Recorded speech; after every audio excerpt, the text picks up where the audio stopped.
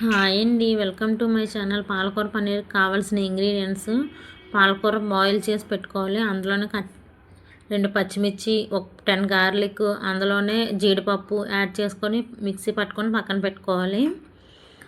పాలకూర కర్రీ చేసుకోవడానికి కావాల్సిన ఇంగ్రీడియంట్స్ అన్నీ కట్ చేసి పెట్టుకున్నాను. ఇదిగోండి ఆనియన్స్, కొత్తిమీర, పచ్చిమిర్చి, జింజర్, గార్లిక్. ఇంకొన్ని పైన పేస్ట్ చేసుకోవాలి, మెత్తగా ఉండాలి పేస్ట్ అయితే. రెడీ చేసుకున్నాక ఇగోండి బాండీలో ఆయిల్ వేడైంది ఆల్రెడీ. అందులోనే కట్ చేసిన గార్లిక్, జింజర్ యాడ్ చేసుకొని కాస్త ఫ్రై అయిన తర్వాత పచ్చిమిర్చి కూడా యాడ్ చేసుకుందాం. పచ్చిమిర్చి కూడా కాస్త ఫ్రై అయిన తర్వాత మనం కట్ చేసి పెట్టుకున్న ఆనియన్స్ యాడ్ చేసుకోవాలి. ఈ ఆనియన్స్ మంచిగా ఫ్రై చేసుకోవాలి. టేస్ట్ అయితే చాలా బాగుంది పాలక్ పన్నీరు. ఎవరైనా ట్రై చేయాలనుకుంటే ఈ స్టైల్లో ట్రై చేయండి, ఒకసారి బాగుంటుంది టేస్ట్.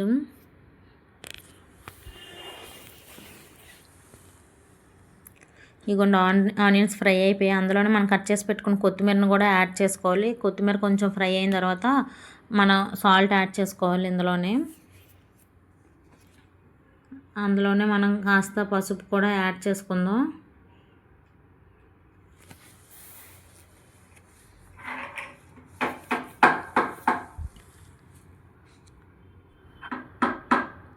చూడండి, ఈ విధంగా ఫ్రై చేసుకోవాలి మంచిగా. ఇందులోనే మనం కాస్త పసుపు, చిటికెడు కారం, గరం మసాలా, ఏదైనా బయట గరం మసాలా వాడండి, ఇంట్లో హోమ్మేడ్ కాకుండా. ఎందుకంటే ఇది మరీ కొంచెం ఘాటుగా అనిపిస్తుంది. కారం కూడా కొంచెం చూసుకొని వేసుకోండి, ఎందుకంటే మనం ఆల్రెడీ పచ్చిమిర్చి వేసుకున్నాం, అందులోనే పేస్ట్లో కూడా పచ్చిమిర్చి వేసుకున్నాం. ఇవన్నీ ఫ్రై అయిన తర్వాత పాలకూరని మనం మిక్సీ పట్టుకుని పేస్ట్ని యాడ్ చేసుకొని తగినంత వాటర్ కూడా యాడ్ చేసుకోవాలి. సాల్ట్ అది చెక్ చేసుకోండి,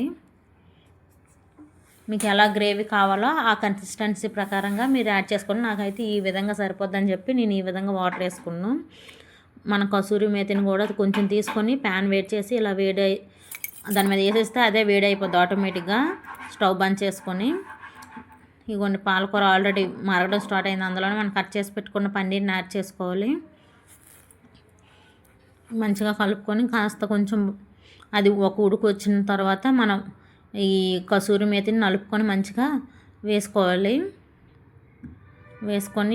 మంచిగా కూరను కలుపుకోవాలి. మన దగ్గర ఫ్రెష్ క్రీమ్ ఉంటే వేసుకోండి, లేదంటే పాల మీద మిగడను కూడా మంచిగా బీట్ చేసి ఉంచుకోండి. దించే ముందు ఫైనల్గా వేసుకోండి. ఉప్పు అది కొంచెం సాల్ట్ అది చెక్ చేసుకోండి ఇప్పుడే. టేస్ట్ అయితే రెస్టారెంట్ లాగే వచ్చింది, సేమ్ రెస్టారెంట్కి ఏమాత్రం తక్కువ కాదు మన ఇంట్లో చేసుకున్నది. చూడండి, ఫ్రెష్ క్రీమ్ కూడా యాడ్ చేసుకోండి, దీనివల్లే మంచిగా టేస్ట్ బాగుంటుంది. మీకు కావాలంటే ఇంకొంచెం ఎక్స్ట్రా కూడా వేసుకోండి. నా దగ్గర ఇంకా అదే ఉంది, నేను ఇంకా అదే యాడ్ చేసుకున్నాను. ఫ్రెష్ క్రీమ్ యాడ్ చేసిన తర్వాత ఎక్కువ మనం ఇంకా ఉడికించకూడదు, ఇంకా స్టవ్ బంద్ చేసుకోవాలి. టేస్ట్ అయితే చాలా బాగుంది.